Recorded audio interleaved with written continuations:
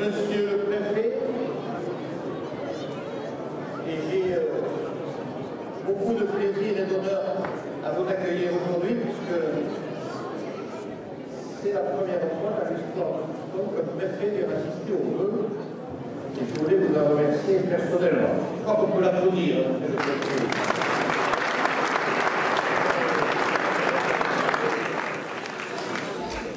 Un préfet ne se fait pas souvent applaudir, vous savez, surtout à cette période. Monsieur le sous-préfet, monsieur le vice-président du Conseil général des Landes, monsieur le président de la communauté de communes Max, mesdames et messieurs les maires et délégués communautaires, monsieur le président du SIAM, monsieur le président du SIPA, mes chers collègues élus de Soustons, mesdames et messieurs les présidents des associations de Soustons, monsieur le curé, mesdemoiselles et messieurs les membres du conseil municipal des jeunes, mesdames et messieurs, il faut une sacrée dose d'optimisme pour tenter de trouver dans le monde qui nous entoure le meilleur chemin pour permettre au peuple de vivre sereinement et aux êtres de progresser dans leur quête de bonheur individuel ou collectif. Sur le plan des relations internationales, une guerre de religion qui ne veut pas dire son nom frappe aux portes du monde occidental l'islamisme, le plus dur, le plus sectaire, le plus rétrograde en particulier pour les femmes, a pris le parti de prendre les armes et d'asservir les habitants des régions qu'il contrôle ou veut contrôler. Et ces exactions commencent dans les pays les plus pauvres ou les plus vulnérables. Au Mali, notre président de la République, avec le soutien de la communauté internationale, a décidé d'engager notre armée aux côtés des troupes régulières de ce pays afin de donner un coup d'arrêt à cette invasion rampante qui menace des pays amis de la France. Au plan mondial, au-dessus même des structures administratives ou politiques des nations du monde, trois phénomènes sont en train de bouleverser les équilibres actuels et la vie des citoyens et conduiront, si nous n'y prenons garde, à des catastrophes naturelles et humaines. Je veux d'abord parler des dangers encourus par notre planète elle-même, par l'altération de ces éléments naturels ou par la façon dont les hommes les utilisent, l'eau, l'air, les matières premières, l'énergie, et qui conduisent à un réchauffement climatique aux conséquences inquiétantes. Ensuite, je pense au libéralisme sauvage, qui élève la notion de profit au rang de seule et unique vérité, qui fait grossir sans cesse les profits des grands groupes et de leurs actionnaires, tout en semant en retour chômage, détresse et drame pour celles et ceux qui travaillent pour eux. Et tout cela au mépris des idées de solidarité, de bonheur ou d'épanouissement. Ainsi, comme on vient de le voir avec la métallurgie et Mittal, une entreprise de taille mondiale peut licencier plusieurs milliers de salariés au seul motif que l'usine où ils sont rapporte 5 ou 6% au lieu et place des 7 ou 8 attendus. Enfin, je pense au développement fulgurant des nouveaux moyens de communication liés à Internet. Sans limite, sans contrôle, cette fantastique évolution des liens entre les êtres peut être la meilleure et la pire des choses. Mais déjà, elle a fait une victime. La transmission du savoir des parents aux enfants, des adultes aux jeunes. Bouleversement énorme dont nous commençons à peine à entrevoir les conséquences.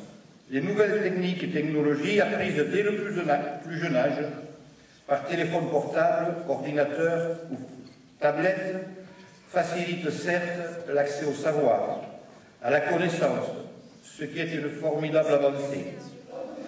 Mais en privilégiant l'immédiateté, enlève les réflexions nécessaires antérieures et les analyses postérieures. Et faire ou dire en occultant les apports de la raison ou du raisonnement, voilà quand même un sujet aussi un peu inquiétant.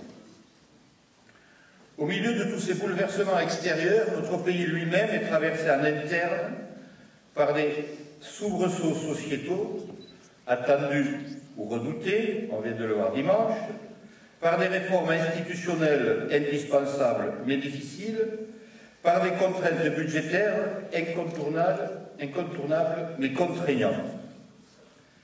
Alors oui, il faut une sacrée dose d'optimisme pour trouver le chemin d'une gestion communale équilibrée et porteuse d'espoir, de perspectives sociales plus souriantes, de cadres de vie préservés et aussi de développement économique indispensable, de solidarité accrue et de bien-être partagé. Une dose d'optimisme et une pincée de lucidité sans concession.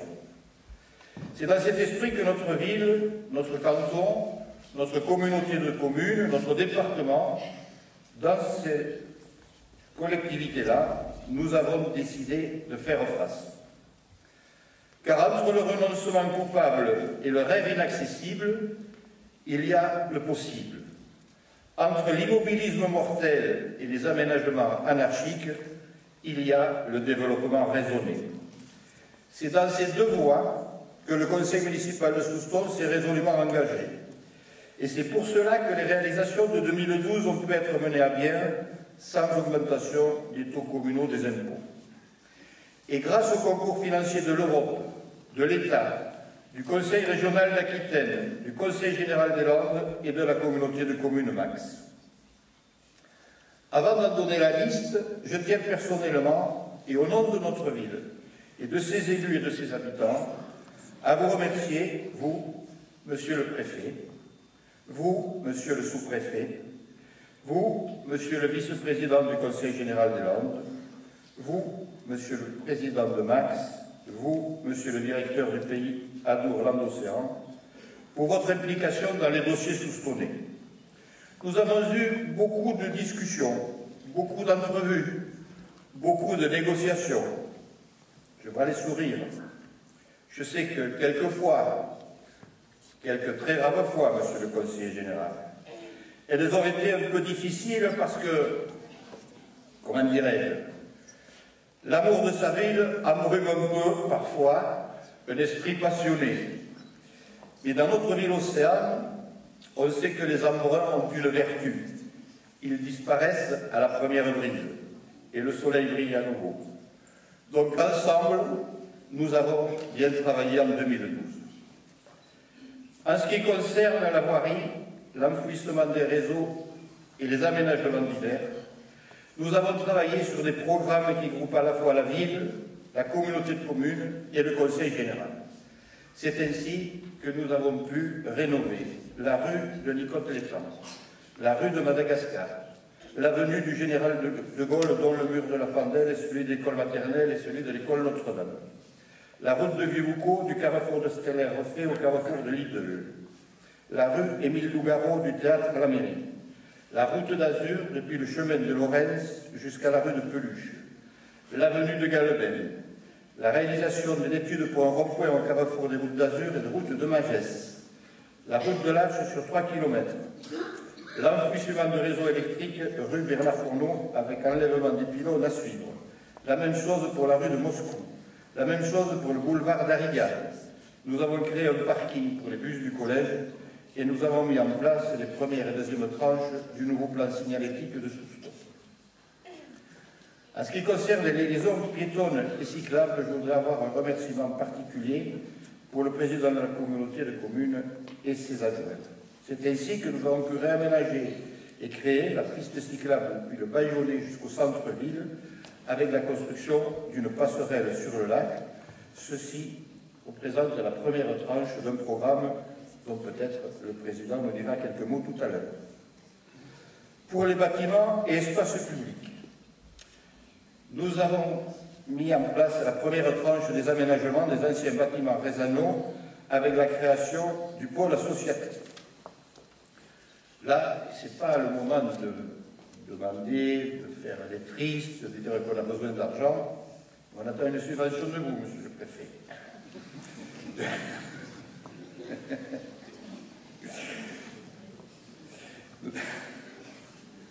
Nous avons lancé les aménagements du futur centre technique communal qui se poursuivront tout au long de l'année 2013. Un local pour les secouristes a été aménagé à l'ancienne caserne des pompiers. Nous avons créé un hangar associatif au second bâtiment Rézano pour une livraison vers la fin de ce mois ou le 10 février. C'est là que se tiendront les vides-greniers dorénavant.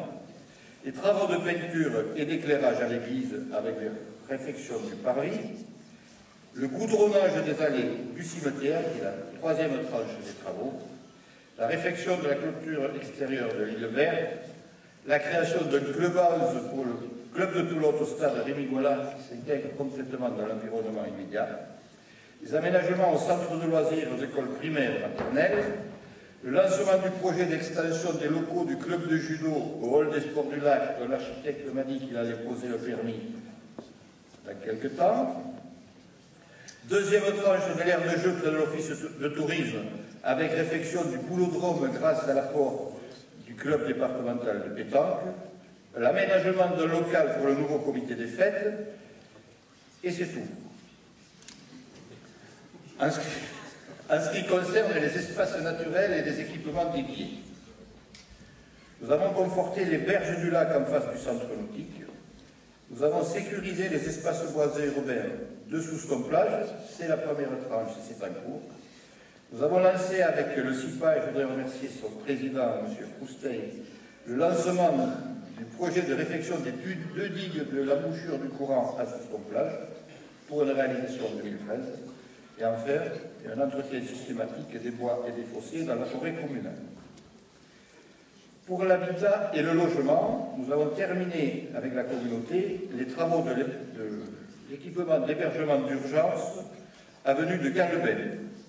On a livré et attribué 30 logements HLM en face du hall des sports du lac et lancé des travaux du lotissement à prix social de Tolade, je dirais deux mots tout à l'heure.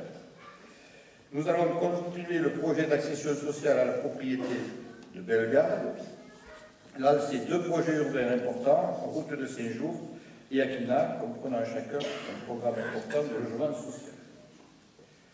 En urbanisme, nous avons pu approuver définitivement le PLU et nous avons participé aux travaux et à l'approbation du SCOT de la communauté de communes. Le SCOT, c'est le schéma de cohérence de la communauté de communes, c'est-à-dire qui prend en compte les 23 communes de la communauté après un énorme travail. Nous avons mené à bien des opérations de rétrocession de la Satelle vers la commune, le SIDEC et Max des espaces publics et des réseaux sous son plan. Nous avons fait des études pour les aménagements des espaces dans le parking et pour la maison de la chasse.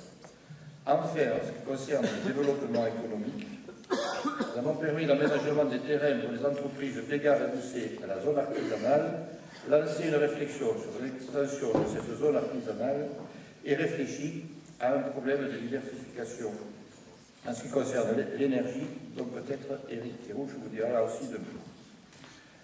Voilà ce que nous avons fait. Et comme dit le proverbe plein de bon sens populaire, ce qui est fait n'est plus à faire. Je crois qu'on a les mêmes sources. Et ce qui n'est pas fait est donc à venir. C'est pour cela, je pense, que 2013 succède à 2012. Dans le droit fil des orientations dont j'ai parlé il y a quelques instants, j'ai demandé aux adjoints et présidents de commission de travailler au projet de cette année, toujours en étroite collaboration avec nos partenaires institutionnels, toujours en ayant la fiscalité la plus maîtrisée possible, toujours en choisissant des investissements qui apportent du développement économique et qui améliorent le bien-vivre. C'est ainsi qu'un programme a été élaboré dans ses grandes lignes, qui sera affiné par le Conseil municipal lors du débat d'orientation budgétaire en février, puis définitivement approuvé lors du vote du budget en mars. Ce budget sera d'ailleurs le 6e et dernier présenté par l'actuelle Assemblée communale, puisqu'il y aura des élections en mars 2014. Et ce dernier budget s'articulera autour de deux axes forts: terminer les opérations déjà lancées et tracer des pistes pour les investissements des années futures. En voici les grandes lignes. En ce qui concerne l'accession à la propriété et le logement social, permettre à tous, quel que soit son revenu, d'accéder à la propriété ou à la location, En clair, d'avoir un toit sous lequel on peut construire une vie familiale, voilà notre idée force. Nous allons donc continuer à œuvrer dans ce sens, aux côtés et en complémentarité du secteur privé. Nous allons réaliser le lotissement à coût social de Tolade. Ceux qui ne le savent pas, le coût social, ça veut dire que dans un marché privé qui est entre 180 et 220 euros, les lots sont attribués à 75 euros TTC. Nous allons construire 10 logements HLM dans ce programme à Tolade, le permis est déposé. On va lancer le lotissement de Kina, dans lequel il y aura un programme de 25 à 30 logements HLM, de la même façon que le domaine de l'Allière sur la route de Saint-Jour, où là aussi il y aura un programme HLM ou locatif à prix bas d'une vingtaine d'habitations. En ce qui concerne la culture, la peinture, la musique, le théâtre, la danse, l'expression corporelle, le chant choral, l'opéra, l'éveil des esprits aux disciplines culturelles, les danses et chants traditionnels landais, toutes ces activités trouvent place chez nous. Et cette place grandira. Je ne parlerai pas du pôle communautaire danse, Eric le fera beaucoup mieux que moi. Nous allons faire des études pour un cinéma toute l'année. Vous savez que le cinéma de Souston est géré par une entreprise privée dont les objectifs, visiblement, décidaient de ne plus être à Souston. Il y avait une page entière l'autre jour d'un Sud-Ouest qui expliquait que les projets de l'actuel concessionnaire se tournaient plutôt vers Mont-de-Marsan et que s'il y avait un endroit à aller sur la côte, c'était au second. Eh bien, nous sommes aussi sur la côte et il faudra qu'on fasse du cinéma. On s'associera sûrement avec nos amis de Cabreton et nos amis de Villouco. Mais on laissera faire la concertation. Et l'extension du local des Cabretons, vous savez, ce groupe qui porte le nom de Souston dans le monde entier et qui mérite bien d'avoir une extension parce qu'ils ont beaucoup d'enfants et ils reçoivent beaucoup de groupes. Et enfin, la poursuite des études du projet de médiathèque à l'espace culturel ici, projet Alain, avec des dimensions particulières pour l'accueil des handicapés, quel que soit le handicap. Ce projet extrêmement lourd et qui verra le jour, je pense, en 2015. Pour les sports, Souston a obtenu l'an passé le label régional Ville Sport pour tous. Cela montre la vitalité et toute la diversité des associations sportives de chez nous. La ville s'est engagée dans une ambitieuse politique de construction d'équipements pour elle et pour la pratique libre. Elle continuera. C'est ainsi que sera réalisée une extension des locaux de l'école municipale des sports dès que la police municipale aura déménagé. Nous lançons les études pour la création d'une piste d'athlétisme de 4 couloirs autour du terrain de rugby au bord du lac, parce que des opportunités peuvent voir le jour dans les 2 ou 3 ans qui viennent.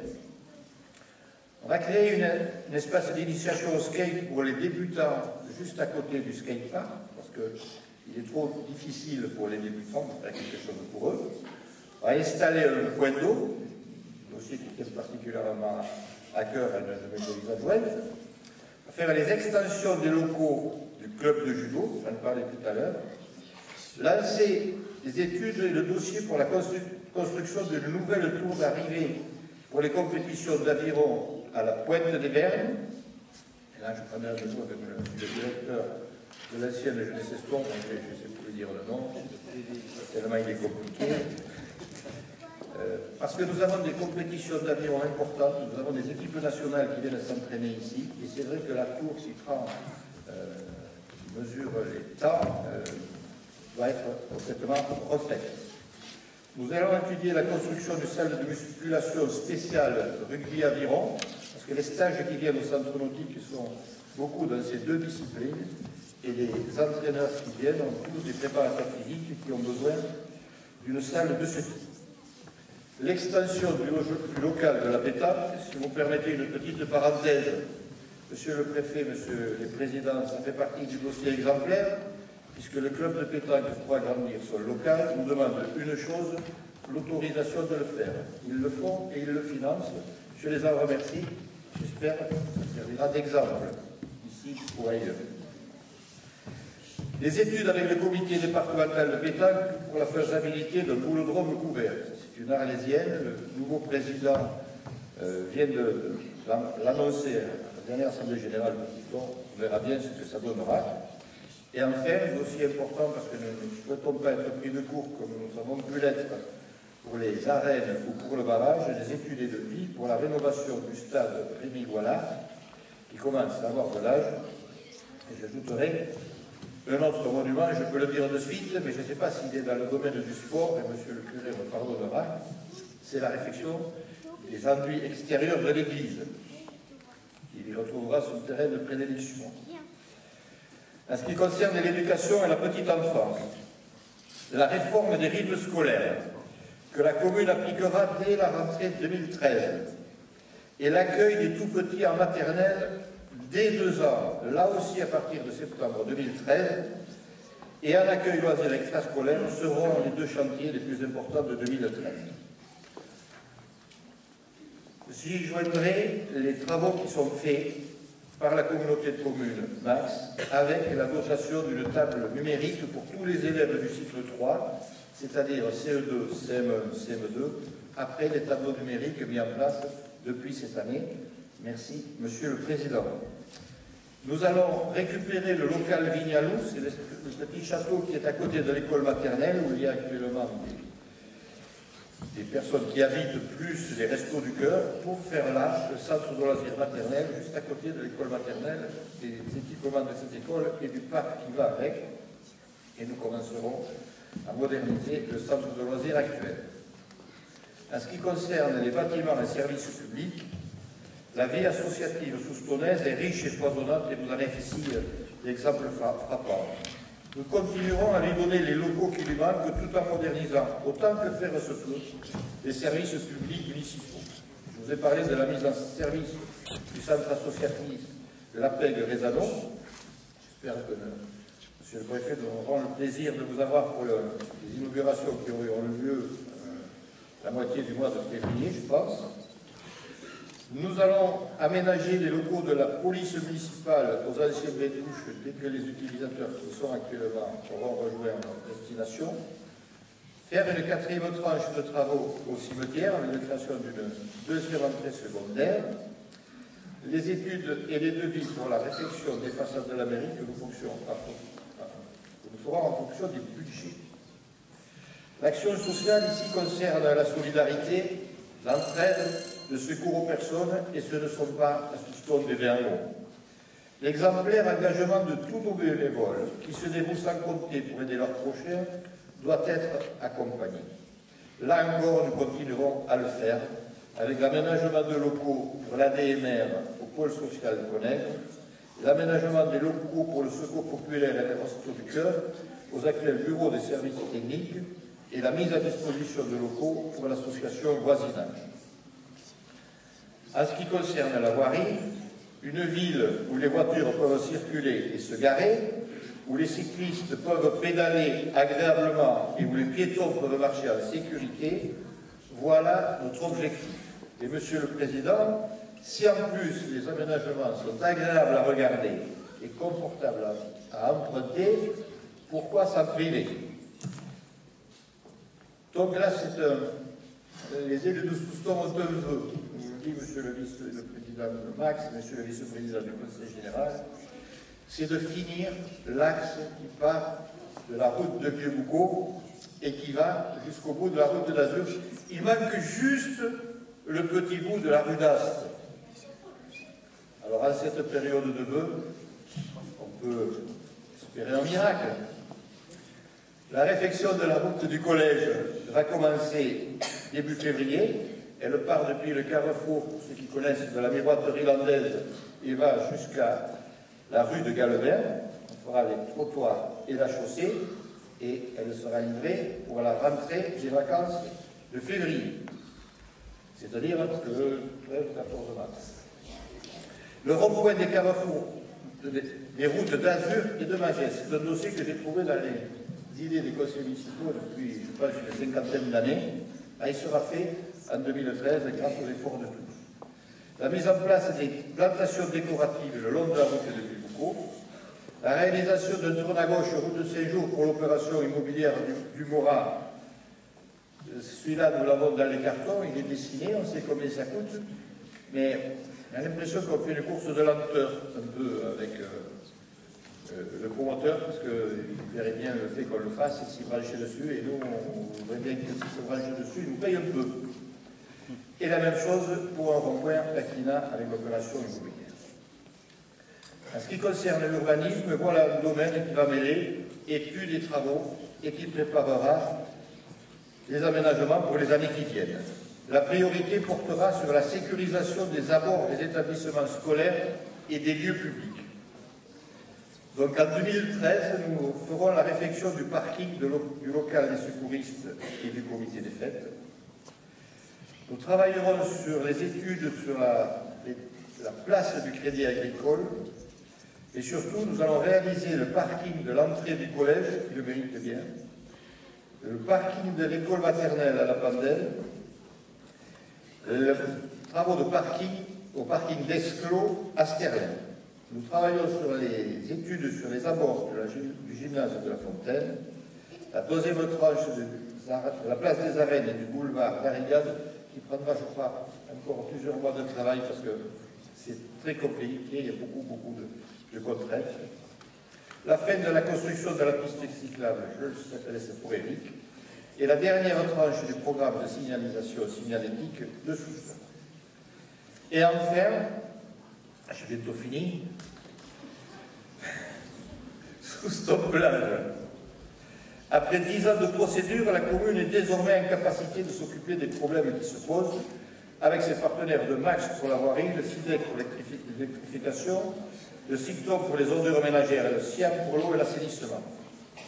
Notre quartier touristique verra ainsi dès 2013 les premiers bienfaits de cette situation nouvelle, avec le réaménagement des espaces boisés des lotissements, les digues, j'en ai parlé, l'étude et les travaux, si possible, d'un aménagement paysager entre Bellandra et l'UCPA, qui vont eux-mêmes améliorer leur environnement immédiat, le lancement de dossiers très lourds de réhabilitation de stations pour répondre à l'appel à projet lancé par le GIP Littoral, ce dossier qui prendra plusieurs années, la première tranche de travaux de réhabilitation de l'éclairage public, ainsi que celle de réflexion des routes. Je me permets d'ajouter que, en ce domaine de Soustons-Plage, la suppression du projet de Saumoduc sur notre territoire, pour laquelle nous avons pris notre part de responsabilité comme les autres, est pour Soustons et la façade maritime des Landes une bonne nouvelle. Comme vous pouvez le voir, mesdames, messieurs, la dose d'optimisme nécessaire dans cette période difficile à Soustons, nous l'avons. La volonté politique d'aller de l'avant à Soustons, nous l'assumons. Les contraintes administratives, juridiques, financières à Soustons, nous les intégrons. La fatalité à Soustons, nous la refusons.